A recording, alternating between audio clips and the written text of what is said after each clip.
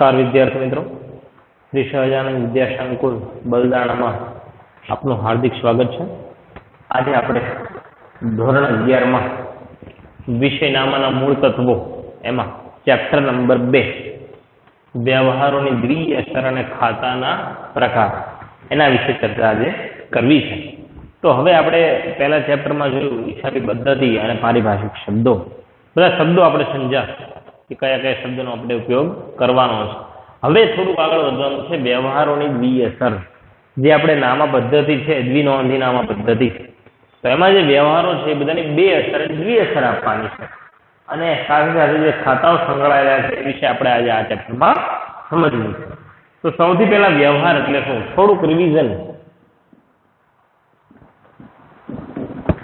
व्यवहार एटले शुं ए आपणे समजी लईए फरी वखत कि बे के तेथी वधु व्यक्तिओ के एकमो वच्चे माल के सेवाना बदलामां नाणामां थता विनिमयने व्यवहार कहेवामां आवे छे।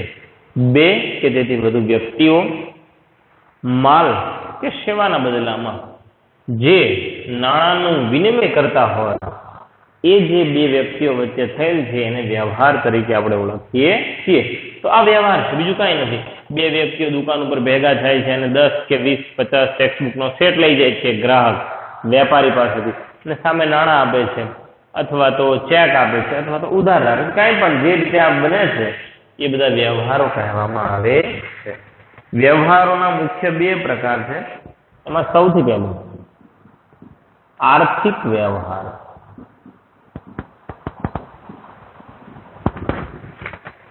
સૌથી પહેલો છે આર્થિક વ્યવહાર। હવે આર્થિક વ્યવહાર એટલે શું? તો ધંધાના જે વ્યવહારોનું નાણાંમાં મૂલ્ય આંકી શકાય તેમ હોય તેવા દરેક વ્યવહારોને આર્થિક વ્યવહાર કહેવામાં આવે છે। અને આ પ્રકારના વ્યવહારોની હિસાબી ચોપડે નોંધ કરવામાં પણ આવે છે કે આજે કોઈ પણ વ્યવહાર છે એનું નાણાંમાં મૂલ્ય આંકી શકાય છે।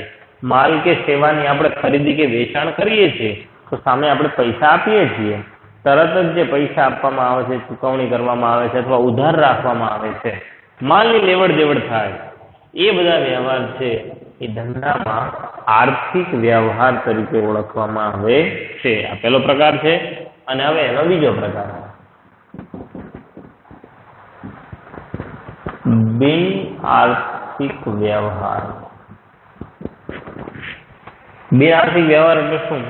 तो के धंधामां जे व्यवहारोनुं मूल्य नाणांमां आंकी शकाय तेम न होय, एटले के जे व्यवहारमां नाणांनी कोई लेवड देवड थती न होय एवा दरेक व्यवहारने बिन आर्थिक व्यवहार कहेवामां आवे छे। के कोई पण एवो व्यवहार बने धंधामां के जेमां नाणांनी कोई लेवड देवड थती नथी तो आवा व्यवहार छे बधा बिन आर्थिक व्यवहार कहेवामां आवे छे। अने खास बिन आर्थिक व्यवहारनी तो आपणे नोंध करवामां आवती नथी। आर्थिक व्यवहारनी तो आपणे नोंध कराय छे, ज्यारे बिन आर्थिक व्यवहारनी तो आपणे नोंध करवामां आवती नथी। तो आ व्यवहार एना बे मुख्य प्रकार छे। हवे आ जे प्रकारो पड़े छे एने थोड़ाक आपणे आगळ समजवा छे। हिसाबी व्यवहारोनुं वर्गीकरण। हिसाबी जे व्यवहारो छे आ बधा एनुं वर्गीकरण करवामां आवे छे। शुं करवामां आवे छे? वर्गीकरण। आ व्यवहार आ हिसाबी व्यवहारोनुं वर्गीकरण। तो धंधाना ચોપડામાં એમ કે જે આર્થિક વ્યવહારો નોંધવામાં આવે છે, આ જે આર્થિક વ્યવહારો છે એનું વર્ગીકરણ પડે છે। આર્થિક વ્યવહારો છે એનું થોડું વર્ગીકરણ પડે। બિન આર્થિક વ્યવહાર તો જતા રહ્યા, હવે જે આર્થિક વ્યવહારો બચ્યા છે એનું આપણે વર્ગીકરણ કરવાનું રહેશે। तो एमां सौथी पहेलुं छे रोकड़ व्यवहार।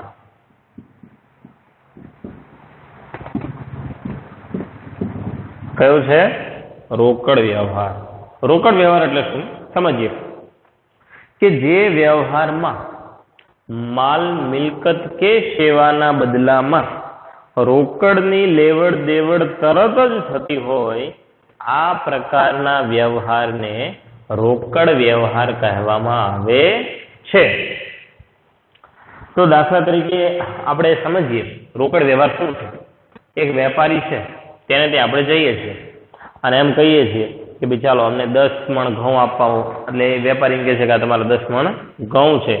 આપણે તરત જ એને 10 મણ ઘઉંના રૂપિયા 20,000, 30,000, 35,000 જે પણ પૈસા થાય એ આપણે તરત આપી દઈએ છીએ, અથવા તો આપણે ચેક લખીને એને આપીએ છીએ. તો તરત જ ત્યાં ને ત્યાં જ ધંધા ઉપર જ માલ મિલકતની અથવા સેવાની આપણે જેવી આ વસ્તુ આપીએ અને આપણને તરત જ પૈસા મળી જાય. તો આ પ્રકારનો જે વ્યવહાર થાય, નાણાંની લેવડ દેવડ તરત થતી હોય છે, એ બધા રોકડ વ્યવહાર કહેવામાં આવે છે. ઉદાહરણ એક સમજી લઈએ કે રૂપિયા 5,000 નો માલ રોકડેથી ખરીદ્યો. તો આ એનું ઉદાહરણ છે. રોકડેથી 5,000 નો માલ રોકડેથી ખરીદ્યો. તો આ કેવો વ્યવહાર છે? રોકડ વ્યવહાર છે. હવે છે બીજો પ્રકાર નંબર 2, ઉધાર એટલે કે શાખ.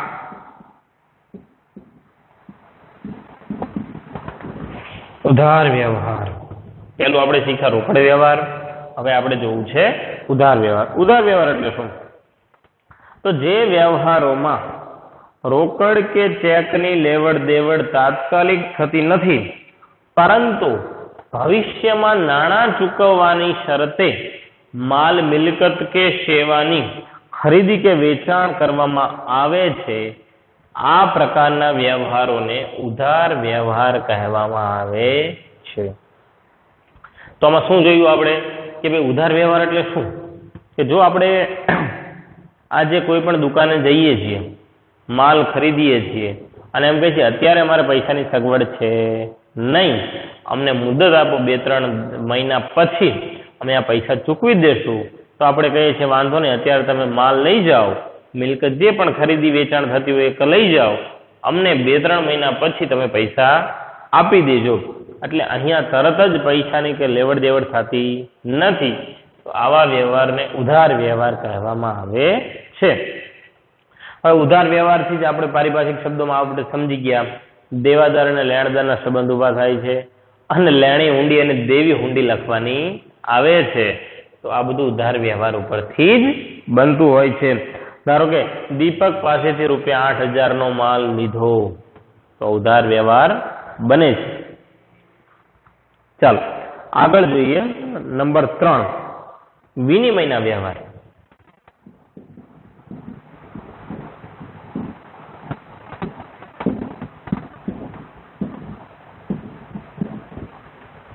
હવે આ જે છે ત્રીજો પ્રકાર, એ હવે બહુ પ્રચલિત રહ્યો નથી. વિનિમય એટલે શું?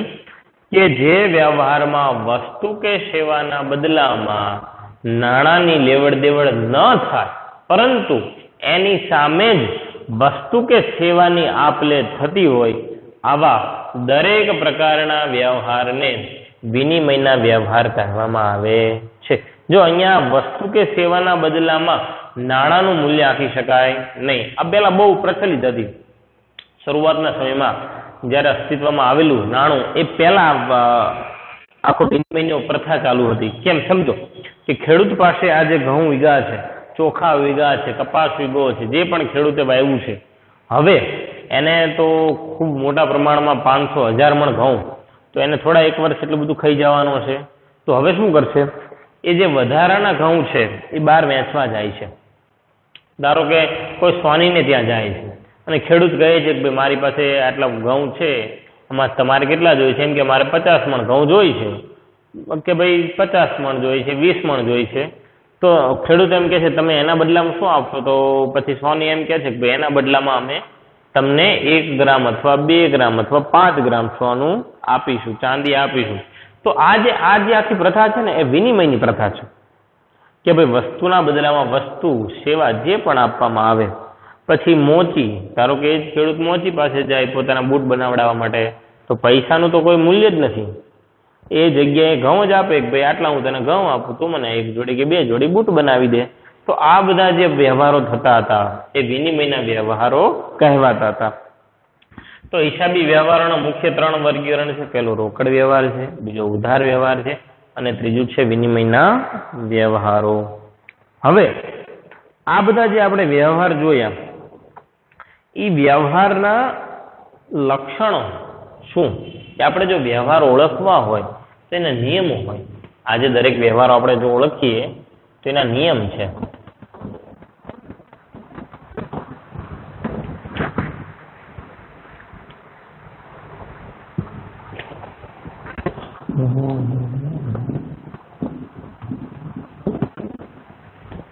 વ્યવહાર ઓળખવા તો ખરા ને, એમને આપણને કઈ ખબર પડે વ્યવહાર વાંચીને કે ભાઈ આ રોકડ વ્યવહાર છે કે ઉધાર વ્યવહાર છે કે વિનિમયનો વ્યવહાર છે. એના નિયમો હોય, એને ઓળખવા માટેના નિયમો હોય છે. માણસને ઓળખવું તો કે બે કાન, આંખ, નાક, વ્યવસ્થિત આ ઉભેલો માણસ. પછી એ રીતે આપણે પશુ, નાના નાના બાળકોને કેમ ઓળખીએ છીએ? પશુ કોને કહેવાય કે ભાઈ એને 4 પગ છે, મોટા શિંગડા છે. તો એ રીતે તો આ વ્યવહાર ઓળખવા કઈ રીતે? તો એના થોડા નિયમો છે, એ આપણે નિયમો જોવા છે. તો સૌથી પહેલો નિયમ કે જે વ્યવહારમાં રોકડ કે ચેક શબ્દનો ઉલ્લેખ થયો હોય,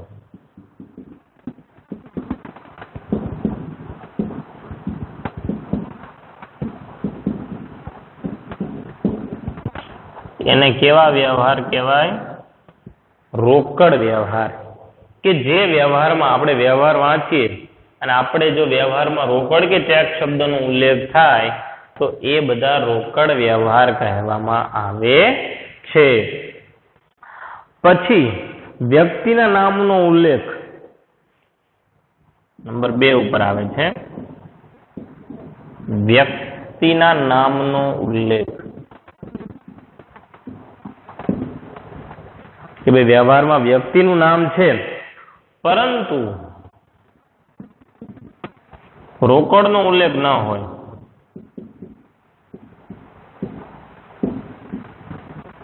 તો આ જે પ્રકારના વ્યવહારો છે એને ઉધાર વ્યવહાર કહેવામાં આવે છે. આપણે વ્યવહાર વાંચીએ તો એમાં આપણને વ્યક્તિના નામનો ઉલ્લેખ થાય કે ભાઈ દીપક પાસેથી ₹10,000 નો માલ લીધો. તો વ્યક્તિનું નામ આવ્યું પણ રોકડ શબ્દનો ક્યાંય ઉલ્લેખ થયો નથી. તો આ પ્રકારના વ્યવહાર છે એને ઉધાર વ્યવહાર કહેવામાં આવે છે. પછી નંબર 3 ઉપર વ્યક્તિનું નામ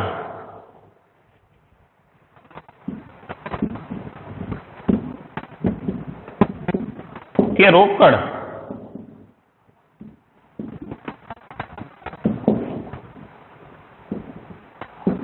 ઉલ્લેખ ન હોય. કે જે વ્યવહારમાં વ્યક્તિના નામનો ક્યાંય ઉલ્લેખ નથી અને સાથે સાથે રોકડ શબ્દનો પણ ક્યાંય ઉલ્લેખ નથી, બંનેમાંથી એક પણનો ઉલ્લેખ છે નહીં, તો આ બધા જે વ્યવહાર છે એને રોકડ વ્યવહાર કહેવામાં આવે છે. આગળ સમજીએ. નંબર 4 ઉપર વ્યક્તિનું નામ આપેલું હોય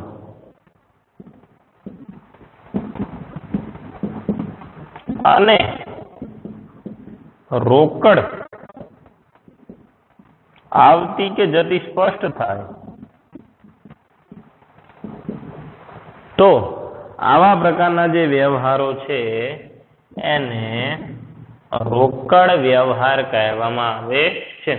વ્યક્તિનું નામ હોય, જો એકલા વ્યક્તિનું નામ હોય તો ઉધાર વ્યવહાર થયો, પરંતુ રોકડ આવતી જતી સ્પષ્ટ થાય, આપણને ખ્યાલ આવે વ્યવહાર વાંચતા કે આમાં રોકડ આવે છે અથવા જાય છે. ધારો કે મુનિમ રાકેશને ₹10,000 નો પગાર ચૂકવ્યો. હવે તમે કહેશો કે ભાઈ આમાં તો રાકેશ વ્યક્તિનું નામ છે પણ ₹10,000 પગાર ચૂકવ્યો. તો આપણને ખ્યાલ આવ્યો બે આપણે પગાર ચૂકવો છે તો પગાર રોકડામાં જ ચૂકવાય. તો આ પ્રકારના વ્યવહારને શું કહેવાય? રોકડ વ્યવહાર કહેવામાં આવે છે. અને છેલ્લું 5મું વસ્તુ કે સેવાના બદલામાં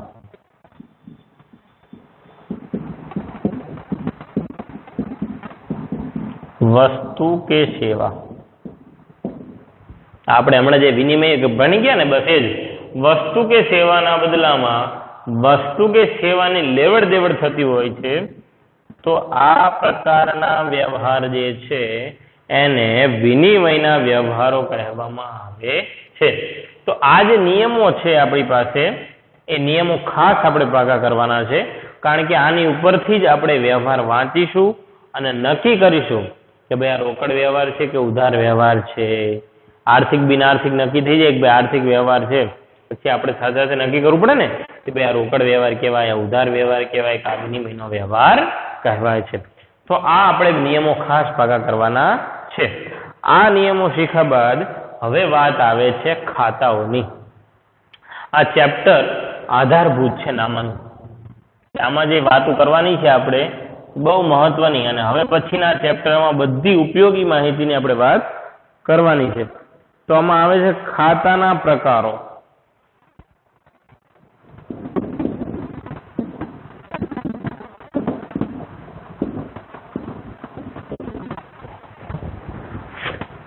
પહેલા સમજ્યા આપણે વ્યવહાર, અને હવે સમજવાનું છે ખાતું. ખાતા એટલે શું? તો ધંધામાં થયેલા આર્થિક વ્યવહારોમાં વિવિધ ખાતા સંકળાયેલા છે, કે જેમાં વ્યક્તિના ખાતા, માલના ખાતા, મિલકતના ખાતા, ઉપજના ખાતા, ખર્ચના ખાતા, તો આ બધા ખાતા સંકળાયેલા હોય છે. તો આમાં મુખ્ય 3 પ્રકારમાં આપણે ખાતાનું વર્ગીકરણ કરવામાં આવ્યું છે. તો સૌથી પહેલું આવે છે વ્યક્તિ ખાતું.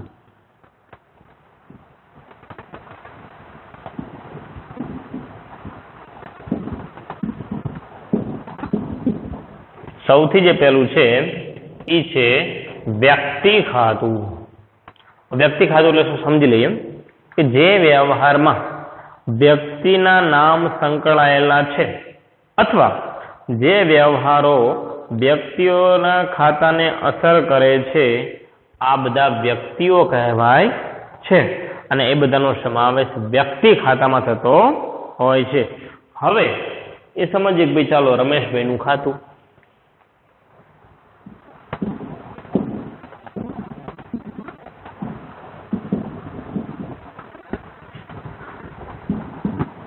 વિલાસબહેન,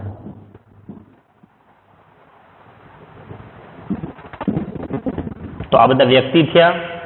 આ બધા જ વ્યક્તિઓ આપણે સમજીએ છીએ કે આપણે બધા વ્યક્તિઓના જે નામ છે એ વ્યક્તિ ખાતામાં સાંકળવામાં આવે છે, પરંતુ નામામાં વ્યક્તિનો અર્થ ખૂબ વિશાળ છે. વ્યક્તિ ખાતામાં વ્યક્તિ તો લેવાના જ છે, પરંતુ તેની ઉપરાંત વ્યક્તિ ઉપરાંત હવે જે આપણે લેવાના છે એ છે કોઈ પેઢી, કોઈ સંસ્થા, કોઈ બેંક. તો આ દરેક પ્રકારના ધંધામાં જ્યારે આ જીવંત વ્યક્તિઓ ઉપરાંત જે પેઢી, કંપની, સરકારી સંસ્થાઓ, બેંકો વગેરેનો પણ સમાવેશ કરવામાં આવે છે, તો આ બધા પણ વ્યક્તિમાં સમાવેશ થાય છે. ધારો કે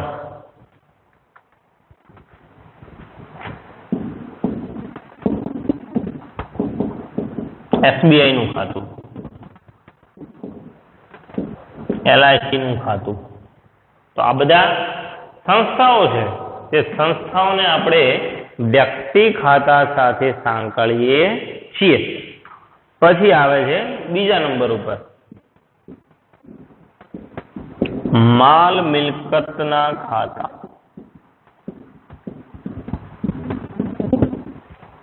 માલ મિલકતનું ખાતું. એમાં સૌથી પહેલા સમજીએ માલના ખાતા. માલના ખાતા એટલે શું? કે ધંધામાં વેપારી જે ચીજ વસ્તુઓનો વેપાર કરતો હોય, તે વેપારી માટે તે ચીજ વસ્તુઓને માલ ગણવામાં આવે છે. ધંધામાં માલને લગતા જુદા જુદા પ્રકારના વ્યવહારો કરવામાં આવે છે. એટલે વેપારી આજે ધારો કે ટેક્સબુકનો ધંધો કરતો હોય તેની માટે એ માલ કહેવાય. વેપારી આજે એવું છે કે ભાઈ રમકડાનો ધંધો કરો તો એ માલ કહેવાય. તો આ બધામાં શું આવશે? માલના ખાતામાં ખરીદ ખાતું, વેચાણ ખાતું. તો આ બધા માલના ખાતામાં આવે ને. ખરીદી વેચાણ, જે ધંધો આપણે કરીએ, જે વસ્તુનું ખરીદી અને વેચાણ કરીએ, એ બધા આપણે માટે માલના ખાતા કહેવામાં આવે છે. હવે મિલકતના ખાતા. તો ધંધામાં વેપારીને જે વસ્તુઓ વેચવાની નથી કે ખરીદવાની નથી, પરંતુ ધંધો ચલાવવા માટે એ વસ્તુ ઉપયોગી થાય છે એને મિલકતો કહેવામાં આવે છે. ધારો કે જમીન, તો જમીન લે વેચ નથી કરવાની વેપારી, જમીન લેવાની છે, એની ઉપર સરસ મજાનું મકાન બનાવવાનું છે અથવા શોરૂમ બનાવવાનો છે. પછી શોરૂમની અંદર સાડીનો શોરૂમ બને, કપડાનો શોરૂમ બને, રમકડાનો શોરૂમ બને, દરેક વસ્તુનો શોરૂમ બનાવવામાં આવે છે. એમાં ફર્નિચર મૂકે. તો આ બધા છે એ મિલકતના ખાતા કહેવામાં આવે છે. જમીન, મકાનનું ખાતું, ફર્નિચર ખાતું. તો આ બધા જે છે એ મિલકતના ખાતા તરીકે આપણે ઓળખીએ છીએ. વ્યક્તિ ખાતું, માલ મિલકતનું ખાતું, અને પછી છે ઉપજ ખર્ચનું ખાતું.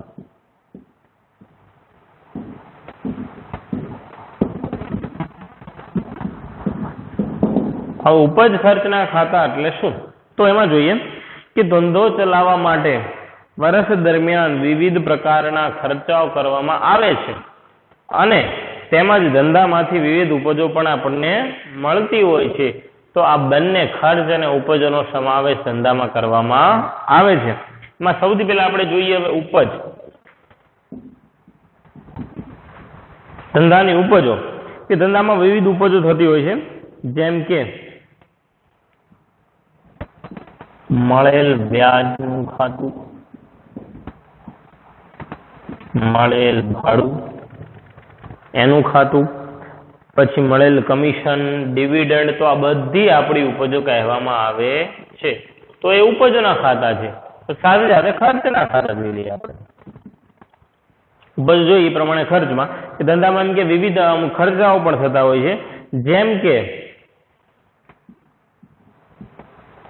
સ્ટેશનરી ખાતું, મજૂરી ખાતું, જાહેરાત ખાતું, વીમા પ્રીમિયમનું ખાતું. તો આ બધા ખર્ચના ખાતા કહેવામાં આવે છે. આપણે આગળ બધા દોરવાના છે ખાતા, એટલે આપણને ત્યારે વિસ્તૃત ખ્યાલ આવશે. પરંતુ આ ત્રણ ખાતા પણ આપણે અહીં યાદ રાખવા પડશે કે વ્યક્તિ ખાતું, એમાં કોનો સમાવેશ થાય છે, માલ મિલકત ખાતું, એમાં કોનો સમાવેશ થાય છે, અને ઉપજ ખર્ચ ખાતું, એમાં કોનો સમાવેશ કરવામાં આવે છે. તો હવે આ બધાનો સમાવેશ થઈ ગયો, પણ સમાવેશ કઈ રીતે કરવાનો? ખાતાના નિયમો હોય ને, તો હવે આપણે એના માટે સૌથી ઉપયોગી ઉધાર જમાના નિયમો. કારણ કે ખાતાને કેટલી બાજુ હોય? બે. એક ઉધાર બાજુ અને એક જમા બાજુ. તો આ બે બાજુઓ છે, એ બે બાજુ આપણે જોવાની, ઉધાર અને જમા. એના નિયમો જોશું પછી આપણે.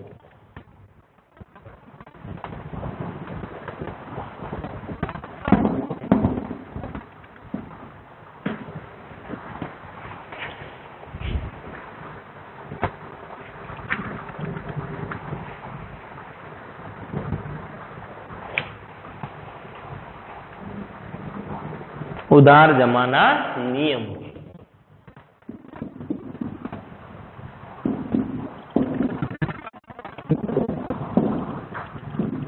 હવે આ બહુ અગત્યના છે. સૌથી અગત્યના છે ઉધાર જમાના નિયમો. આ યાદ રાખવું પડશે, કારણ કે ખાતામાં આપણે આની એન્ટ્રી કરવાની હોય છે. આ નિયમોના આધારે જ એન્ટ્રી કરવામાં આવે છે. તો હવે દ્વિનોંધી નામા પદ્ધતિમાં દરેક વ્યવહારની બેવડી અસર કરવામાં આવતી હોય છે. સામાન્ય રીતે દરેક વ્યવહારમાં ઓછામાં ઓછા બે ખાતા સંકળાયેલા હોય છે. કોઈ પણ આ જે વ્યવહાર છે એમાં બે ખાતા સંકળાયેલા હોય છે, જેમાંથી એક ખાતું ઉધાર અને બીજું ખાતું જમા કરવામાં આવે છે. વ્યવહાર જે છે એ દ્વિનોંધી નામ પદ્ધતિથી આપણે નોંધીએ છીએ, એટલે એની બે અસર આપવાની છે, એક ઉધાર અને એક જમા. તો હવે કયું ખાતું ઉધાર કરવું અને કયું ખાતું જમા કરવું તે ઉધાર જમાના નિયમો દ્વારા જાણી શકાય છે. ભાઈ ખાતા આપણી પાસે ત્રણ છે, કોઈ પણ ખાતું લઈ લો, પણ એમાં કયું ખાતું ઉધાર અને કયું ખાતું જમા, એના માટે નિયમ તો હોવા જોઈએ ને. તો એ નિયમો આપણે અહીંયા શીખવાના છે, ઉધાર જમાના નિયમો. તો એમાં સૌથી પહેલું વ્યક્તિઓના ખાતા માટેનો નિયમ છે, જે પહેલું વ્યક્તિ ખાતું છે એના માટે નિયમ છે. વ્યક્તિ ખાતા માટે. તો હવે સમજો, જે વ્યક્તિ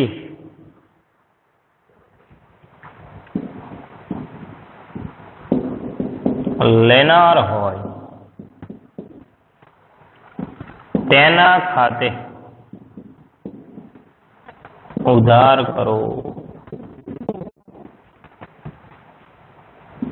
અને જે વ્યક્તિ આપનાર હોય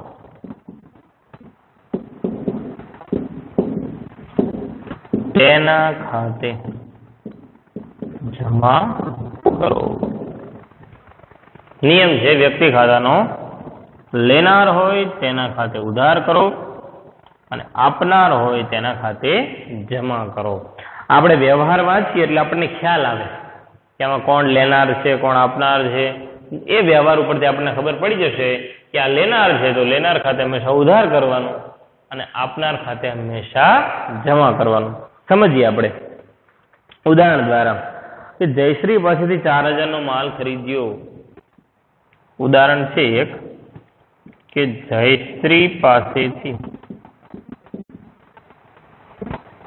₹4000 નો માલ ખરીદ્યો છે. તો હવે આ એક આપણી પાસે વ્યવહાર આવે છે. તો આમાં આપણે જયશ્રી કોણ છે? વ્યક્તિ છે. બરોબર છે ને? જયશ્રી કોણ છે? વ્યક્તિ છે. એટલે આપણે વ્યક્તિ ખાતાનો નિયમ લગાડ્યો છે. બરોબર છે. તો હવે આપણે જોઈએ કે લેનાર ખાતે ઉધાર કરો અને આપનાર ખાતે જમા કરો. જયશ્રી પાસેથી 4000 નો માલ ખરીદ્યો. કોને ખરીદ્યો? આપણે ખરીદ્યો. આપણે માલિક છીએ, આપણે લેનાર છીએ. તો લેનાર ખાતે ઉધાર કરવાનું છે. હવે એમાં સમજૂતી જોઈએ આપણે કે ભાઈ જયશ્રી અહીંયા આપણે માલિક માલ લેનાર છીએ એટલે આપણું ખાતું ઉધાર થશે અને અહીંયા ખરીદ ખાતું આવે. શું આવે?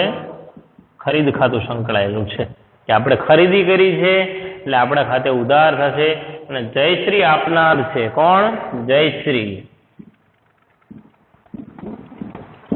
તો જયશ્રી ખાતે શું થશે? જમા થશે. ખરીદ ખાતું ઉધાર થાય અને જયશ્રી જે માલ આપનાર છે એમાં જમા. નિયમ લગાડીશું એટલે આપણને આવડી જશે. અને આની ઉપરથી જ આપણે શું શીખવાનું છે? આમ નોંધ શીખવાની છે. આ એક વ્યવસ્થિત આપણને ત્રણેય ખાતાના ઉધાર જમાના નિયમ આવડી જાય એટલે આપણને આમ નોંધ તરત આવડી જવાની છે. બરોબર છે. હવે આપણે જે આ ઉધાર જમાના નિયમ જોયા એમાં પહેલું વ્યક્તિ ખાતાનો નિયમ આપણે જોયો છે. હવે આપણે જોવો છે માલ મિલકત ખાતા માટેનો નિયમ.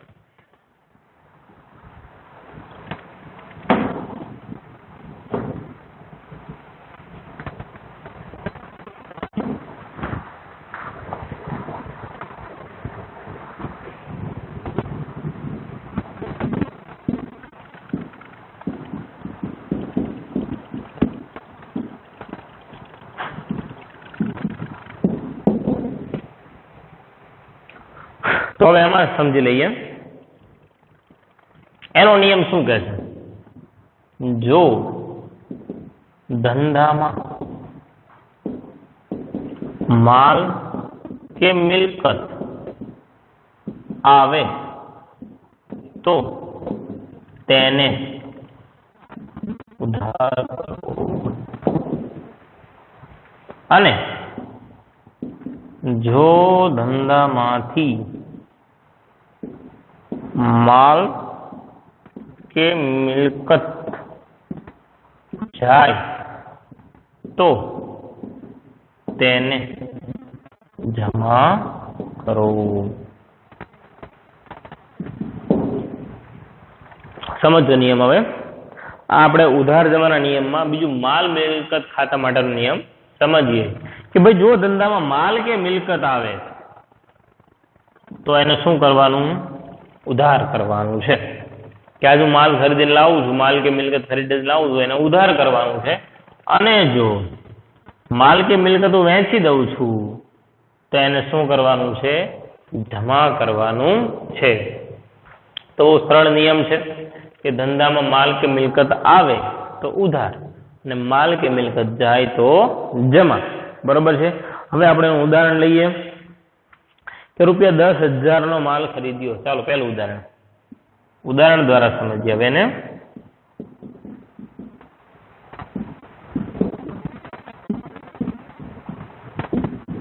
તો વ્યવહાર જોઈએ. 10,000 નો માલ ખરીદ્યો. તો માલ આવે છે, બરાબર છે ને? ધંધામાં શું આવે છે? આપણે માલની ખરીદી કરવા જાવી તો માલ ધંધામાં આવે, તો આવે તો ઉધાર. એટલે જે માલનું ખાતું અહીંયા સંકળાયેલું છે એને આપણે શું કરવાનું હોય? ઉધાર કરવાનું હોય છે. તો અહીંયા આપણે સમજી ગયા કે માલ કે મિલકત આવે છે, તેથી માલનું ખાતું આપણે ઉધાર કરવાનું હોય છે. અને હવે બીજું લઈએ. રૂપિયા 50,000 નું ફર્નિચર વેચ્યું છે આપણે. રૂપિયા 50,000 નું ફર્નિચર વેચ્યું છે. આપણે ફર્નિચર વેચીએ એટલે ધંધામાં આવે કે જાય? જાય. જાય તો જમા. એટલે ફર્નિચર જે છે એ આપણા ધંધામાંથી જાય છે અને જાય તો જમા થાય છે. તો આ રીતે બે ખાતા સંકળાયેલા હોય છે બધે જ. દરેક વ્યવહારમાં ખાતા સંકળાયેલા હોય છે અને ખાતા ઉપરથી આપણે એના નિયમો આપણે જો મોઢે કરી નાખીએ તો આપણને ખૂબ સરળતા સમજવામાં આવે છે.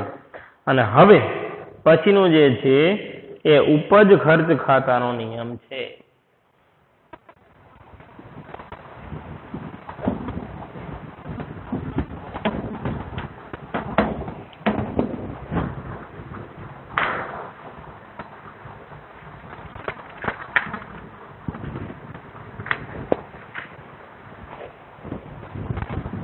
નંબર 3 ઉપજ ખર્ચ ખાતું. એનો નિયમ સમજી લઈએ. જો ધંધામાં આવક, ઉપજ કે નફો થાય તો જમા, અને જો ધંધામાં જાવક એટલે કે ખર્ચ એટલે કે નુકસાન થાય તો ઉધાર. હવે આપણે આ ઉપજ ખર્ચ ખાતાનો નિયમ છે કે ભાઈ જો ધંધામાં આજે કોઈ પણ વ્યવહારમાં આવક દેખાય છે આપણને, ભાઈ આનાથી મને આવક કે ઉપજ થઈ છે અથવા આ મિલકત વેચતા મને નફો થાય છે, તો એને આપણે શું કરવાનું છે? જમા કરવાનું છે. અને જો ધંધામાં જાવક થાય એટલે ખર્ચ કે નુકસાન, કોઈ પણ વ્યવહાર વાંચતા આપણને ખબર પડે કે આમાં મારી જાવક છે, ખર્ચ છે અથવા આને મિલકત વેચવાથી મને નુકસાન જાય છે, તો એ હંમેશા ઉધાર કરવામાં આવે છે. આ વાત થઈ ઉપજ ખર્ચ ખાતાના નિયમની. હવે આપણે એનું એક ઉદાહરણ લઈએ.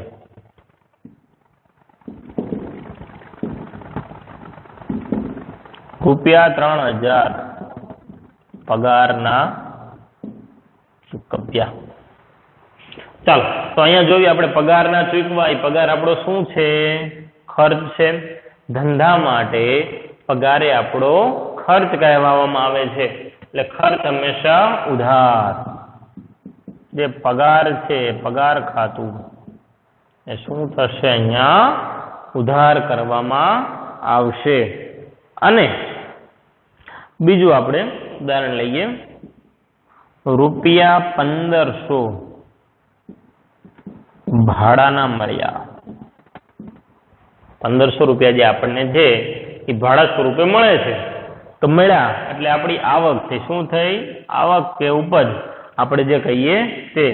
તો ભાડા જે ખાતું છે એ જમા કરવામાં આવે છે. તો આ વાત થઈ ગઈ ઉપજ ખર્ચ ખાતાની નિયમની. મુખ્ય આપણી પાસે 3 ખાતા છે: વ્યક્તિ ખાતું, માલ મિલકત ખાતું અને ઉપજ ખર્ચ ખાતું. એ ત્રણેય ખાતું સમજ્યા અને ત્રણેય ખાતું સમજીને આપણે ત્રણેયના નિયમ પણ સમજ્યા કે જો આ ખાતામાં મારે કોઈ વ્યવહાર વાંચીને ઉધાર જમાના નિયમ પ્રમાણે એન્ટ્રી કરવી હોય તો મારે કયા નિયમ ધ્યાનમાં રાખવા પડે? તો આ 3 નિયમને આપણે ધ્યાનમાં રાખવા પડતા હોય છે કે જેનાથી આપણને ખ્યાલ આવી શકે છે. પહેલું કયું ખાતું કીધું આપણે? વ્યક્તિ ખાતું. વ્યક્તિ લેનાર હોય તો ઉધાર કરો અને આપનાર હોય તો જમા કરો. બીજા આપણે કયા ખાતાની વાત સમજ્યા? કે માલ મિલકત ખાતું. માલ કે મિલકત ધંધામાં આવે તો ઉધાર થશે અને માલ કે મિલકત ધંધામાં જાય તો જમા થશે. અને ત્રીજું સમજ્યા આપણે ઉપજ ખર્ચ ખાતું કે ભાઈ જો ધંધામાં આવક ઉપજ કે નફો થાય તો જમા થશે અને જો ધંધામાં જાવક ખર્ચ કે નુકસાન થાય તેને ઉધાર કરવામાં આવે છે. આગળ આપણે વ્યવહારો શીખ્યા, વ્યવહારોને ઓળખતા શીખ્યા કે ભાઈ વ્યવહારોને ઓળખવાના 5 નિયમો છે. એ 5 નિયમો પણ આપણે યાદ રાખવાના છે. તો આ ચેપ્ટરમાં આટલું આપણે સમજવાનું હતું. હવે એના થોડા આપણે ઉદાહરણનો અભ્યાસ કરવો છે. આપણે હવે પછીના લેક્ચરમાં એના ઉદાહરણનો અભ્યાસ કરીશું.